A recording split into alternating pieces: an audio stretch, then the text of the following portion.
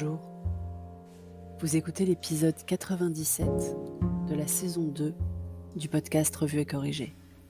Cet épisode est tiré d'un billet du blog publié le 13 avril 2021 et s'intitule « J'aime pas gâcher ». C'est quand même dingue, non ? Alors trop c'est trop. Aujourd'hui c'est coup de gueule. Parce que les gens commencent à m'énerver fortement.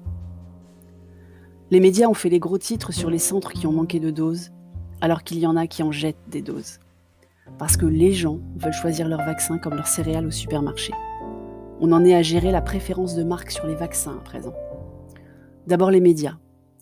C'est tellement plus vendeur de taper sur la logistique incroyablement complexe gérée par un millefeuille certes incompréhensible d'institutions que de noter que les gens sont complètement fous et qu'on ne peut pas choisir son vaccin comme des céréales au supermarché. Ensuite, bien sûr, les gens. Ça va pas bien, les gens ?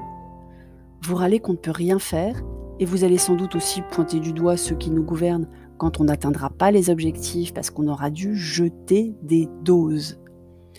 Jeter des doses, c'est bien un truc d'occidental trop gâté qui fait la fine bouche et qui n'est jamais content. Donc je retire, désolé aux autres occidentaux, c'est typiquement français. Alors que certains n'ont pas le droit encore de se faire vacciner, d'autres n'ont pas encore réussi à avoir de rendez-vous, les gens font la fine bouche et veulent choisir leur vaccin.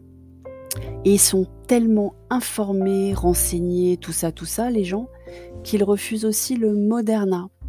C'est vrai que c'est très proche de AstraZeneca, Moderna.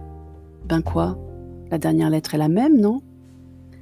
J'ai mal à ma France, pour la énième fois depuis le début de cette crise qui n'en finit plus et qui ne risque pas de finir à cause de les gens, et pas pour les mêmes raisons. Et pendant qu'on doit supporter des vacances de Pâques enfermées dehors, après des vacances de Noël à 6 maximum et des vacances de février sans ski ni soleil, on en voit d'autres faire la bamboche, puisque c'est à présent le terme consacré. Des restos clandestins aux rêves partis dans les bois, il y en a partout. Il y aurait même des franciliens qui auraient pris le train jusqu'à Toulouse pour faire la fête dans un gîte loué sous de faux prétextes. Alors de 1, d'où on ne peut pas tenir encore un peu pour pouvoir sortir en vrai. D'où ? De 2, je croyais que les trains étaient réservés à ceux qui avaient un motif impérieux. De 3, quand est-ce qu'on va enfin augmenter l'amende ? Parce que quand on entend les personnes concernées, elles ont pris le risque en connaissance de cause de la punition si elles se faisaient prendre, et c'est clairement pas assez cher pour être dissuasif.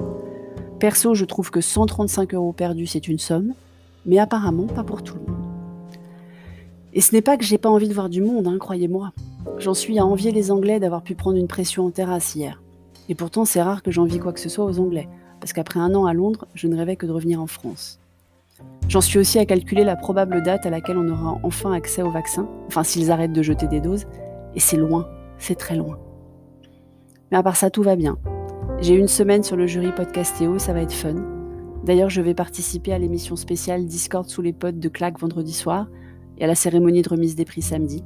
Donc si vous êtes sur Twitch, ça se passera là et je vous mettrai le lien dans les notes d'épisode. Et promis, on parlera ni vaccin, ni bamboche. Merci de m'avoir écouté. Si vous voulez me remercier pour ce podcast, n'hésitez pas à m'offrir un café sur le lien Buy Me a Coffee dans les notes d'épisode. Si vous êtes sur Apple, laissez-moi un commentaire avec vos 5 étoiles, c'est très important les commentaires. Et sur toutes les plateformes de balado-diffusion, abonnez-vous et partagez. À bientôt.